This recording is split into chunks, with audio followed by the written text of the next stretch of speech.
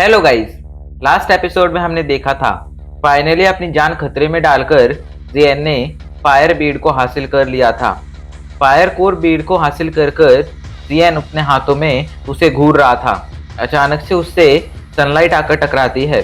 जैसे ही sunlight fire Beed से आकर टकराती है, फायर कोर बीड से एक पावरफुल एनर्जी निकलती है, जो जैसे ही सनलाइट में मिलती है वहां पर सन फ्लेम फॉर्म हो जाती है।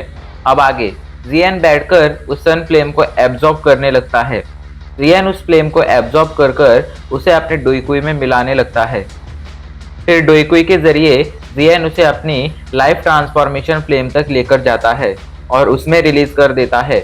जैसे ही सन फ्लेम लाइफ ट्रांसफॉर्मेशन फ्लेम में मिलती है, उसकी पावर काफ़ी ज़्यादा बढ़ जाती है।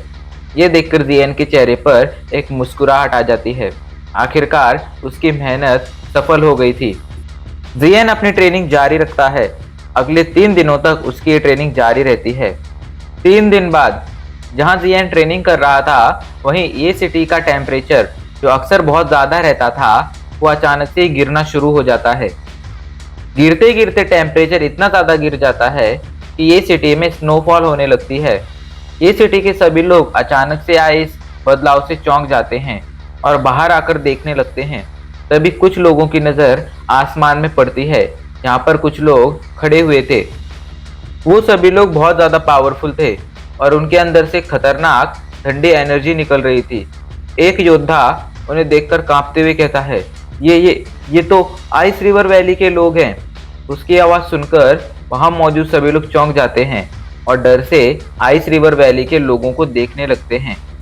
आसमान में खड़े सभी के शरीर से एक खतरनाक ठंडा ऑरा निकल रहा था, जो आसपास के एटमॉस्फेयर को भी अफेक्ट कर रहा था, जिससे आसपास बहुत तेज़ी से बर्फबारी होना शुरू हो जाती है।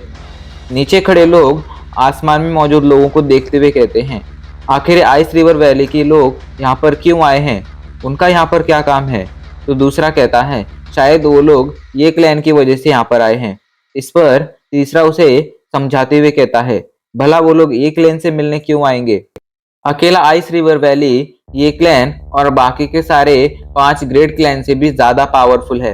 ऐसे में भला वो ये क्लैन से मिलने क्यों आएंगे? उन्हें ऐसा करने की क्या ज़रूरत है?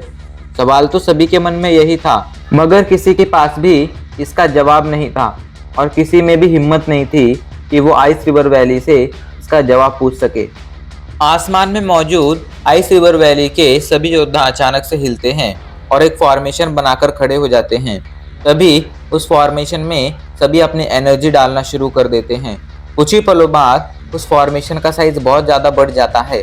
अचानक से उस फॉर्मेशन के अंदर से एक ठंडा ऑरा निकलता है, जो पूरे सिटी में फैल जाता है और पूरे सिटी को चारों तरफ से कवर कर लेता है। अचानक से वो ठंडा ऑरा एक पावरफुल बैरियर में बदल जाता है और पूरी सिटी को कवर कर लेता है। बैरियर ने पूरी सिटी को कवर कर लिया था। अब कोई भी इस बैरियर को पार कर कर ना ही तो सिटी के अंदर जा सकता था और ना ही सिटी से बाहर जा सकता था। सभी लोग ये देखकर डर जाते हैं। सभी को डर लग रहा था कि कहीं आइस रिवर वैली के लोग उन्हें मार ना दें।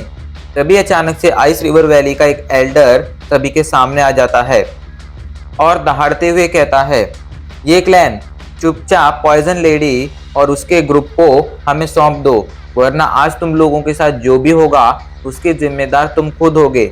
अचानक से आई इस आवाज़ से सभी चौंक जाते हैं और आसमान में देखने लगते हैं। आसमान में एक एल्डर खड़ा हुआ था। ये कोई और नहीं बल्कि टियानशे था। वही टियानशे जिसे टियानहाउ ने मारकर भगा दिया था। अभी के लिए टियानशे बहुत ज़्यादा कॉन्फिडेंट लग रहा था और उसकी आवाज़ में एक अलग ही पावर थी। टियानशे के पास ही एक बूढ़ा आदमी खड़ा हुआ था। ये बूढ़ा आदमी देखने में तो पावरफुल नहीं लग रहा था, मगर इसके शरीर से टियानशे से भी ज़्यादा खतरनाक ऑरा निकल रहा था, जो किसी को भी कांपने पर मजबूर कर सकता था। ये सिटी के लोग राहत की सांस लेते हैं। उन्हें समझ आ गया था कि आइस रिवर वैली के लोग यहाँ पर ये क्लैन के लिए आए हैं, उनके लिए नहीं। ऐसे में अगर कुछ भी होता तो आइस रिवर वैली के लोग उन्हें नुकसान नहीं पहुँचाते। यही सोचकर वो लोग काफ़ी ज़्यादा शांत थे और राहत की सांस ले रहे थे। तभी एक आदमी की नज़र आसमान में मौजूद उस बूढ़े आदमी पर पड़ती है और वो कांपते हुए कहता है, लगता है ये क्लैन ने आइस रिवर वैली को बहुत ज़्यादा नाराज़ कर दिया है। जो उन्होंने अपने फर्स्ट एल्डर टियान शोंग को भी यहाँ पर भेज दिया है। टियान शोंग ये नाम सुनकर सभी चौंक जाते हैं और आसमान में खड़े उस आदमी को देखने लगते हैं। सभी ने ये नाम सुना था। टियान शोंग आइस रिवर वैली का फर्स्ट एल्डर था और ऐसा कहा जाता था कि वो आज से 10 साल पहले ही डाउजुन लेवल पर डाउजुन क्लास में पहुंच गया था।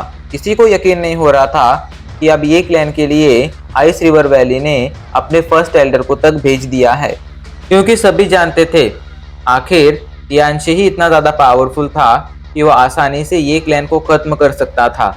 ऐसे में किसी को समझ नहीं आ रहा था कि आखिर उन लोगों ने टियान शोंग को भी यहाँ पर क्यों भेजा है, पर शायद सभी को उनके सवाल का जवाब जल्द ही मिलने वाला था। इधर टियानशी की दहाड़ ने पूरे ये क्लैन को परेशान कर दिया था। ये जोंग आसमान में मौजूद सभी आइस रिवर वैली के योद्धाओं को देख रहे थे और उनका शरीर डर से कांप रहा था। वो जानते थे कि टियानशी अकेला ही काफी था उनके पूरे क्लैन को डिस्ट्रॉय करने के लिए। ऐसे में टियान शोंग का यहाँ आना उनके लिए किसी बड़ी मुसीबत से कम नहीं था। मगर उन्हें समझ नहीं आ रहा था कि आखिर उन्होंने पॉइजन लेडी को कब पनाह दी। वो तो पॉइजन लेडी को जानते भी नहीं थे। तभी एक एल्डर आगे आके पूछता है, एल्डर येजोंग, आखिर हमने कब पॉइजन लेडी को पनाह दी और आखिर ये पॉइजन लेडी है कौन? येजोंग सोच में पड़ जाते हैं और तभी उन्हें कुछ याद आता है। वो सोचते हुए कहते हैं, शायद पॉइजन लेडी वही लड़की है जो यहाँ पर जियान के साथ आई थी और ये लोग शायद जियान के ग्रुप की ही बात कर रहे हैं। येजोंग की बात सुनकर सभी एल्डर्स परेशान हो जाते हैं। उन्हें बहुत ज़्यादा डर लग रहा था। तभी अचानक से हॉल में एक आवाज़ गूंज उठती है, हम लोगों ने तुमसे क्या कहा है कि तुम लोग हमारे लिए लड़ो या हमारी साइड पर खड़े हो, तो फिर तुम इतना ज़्यादा क्यों डर रहे हो? सभी लोग उस आवाज़ की दिशा में देखने लगते हैं। वहाँ पर एक बूढ़ा आदमी खड़ा हुआ था जो धीरे धीरे उनकी तरफ ही चला आ रहा था, जो कोई और नहीं बल्कि टियान हाउ थे। आसपास के बदले माहौल को देखकर वो भी समझ गए थे कि उन पर एक खतरा आ चुका है, जो बहुत ही बड़ा खतरा है, मगर उन्हें बिल्कुल भी डर नहीं लग रहा था। उन्होंने पहले भी ऐसे खतरों का सामना किया था। टियान हाउ की बात सुनकर सभी लोग शांत हो जाते हैं। इनमें से कोई भी ना तो आइस रिवर वैली को नाराज कर सकता था, ना ही अपने सामने मौजूद इस बूढ़े आदमी टियान हाउ को। दोनों को ही नाराज करना उनके लिए बहुत ज़्यादा भारी हो सकता था, इसलिए कोई भी कुछ नहीं बोलता है। टियान हाउ आगे आकर आसमान में देखने लगते हैं। उनकी नज़र सीधा जाकर टियान शोंग पर पड़ती है और वो हल्की आह भरते हुए कहते हैं, एक डाउजन लेवल का योद्धा। मगर इसके बावजूद उनके माथे पर कोई शिकन नहीं थी। तभी वहाँ पर एक आवाज़ गूंज उठती है, तो ये आइस रिवर वैली के लोगों ने हमें ढूंढ ही लिया। टियान हाउ उस आवाज़ की दिशा में देखने लगते हैं। वहाँ पर एक लड़का खड़ा हुआ था जो कोई और नहीं बल्कि जियान था। जियान आसमान में मौजूद लोगों को गुस्से से घूर रहा था। उसकी आंखों में साफ साफ इन्हें मार देने का इरादा दिख रहा था।